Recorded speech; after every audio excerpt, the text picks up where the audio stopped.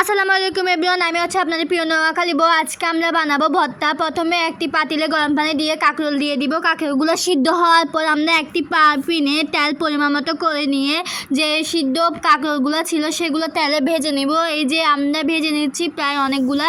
এরপর একটু নাড়ে চাড়িয়ে নিব। নাড়ানো আমরা চেষ্টা করবো যাতে লাল লাল টাইপের হয়। লাল লাল হয়ে গেলে আমরা একটু ভালো করে নেড়ে নামাই ফেলবো। তারপর একটি মাটিতে পরিমাণ মতো করে লবণ, তারপর হচ্ছে যে শুকনো মরিচ, তারপর পেঁয়াজ, ধনিয়া পাতা দিয়ে দিব। ধনিয়া পাতা দেওয়ার পর সবগুলো একসাথে মাখিয়ে নিব যাতে সবগুলো একসাথে মিশে যায়। তারপর দিয়ে দিব সিদ্ধ কাঁকরোলগুলো দেওয়ার পর এই যে ভাজা কাঁকরোলগুলো দেওয়ার পর ভালো করে একসাথে মেখে টেকে নিব যাতে সবগুলা মিশে যায়। এই যে ভালো করে বিচি টিচি সহ ভালো করে পেঁয়াজের সাথে মিশে নেবেন যাতে কাঁকরোলটা ভর্তাটা খেতে একবারে টেস্টি টাইপের হয়। ধনিয়া পাতা দেওয়ার পর আমরা দিয়ে দিব সরিষার তেল দিলে টেস্টটা একটু বেশি ভালো লাগবে। তো এই যে আমরা সরিষার তেল দেওয়ার পর ভালোভাবে মাখিয়ে নেব।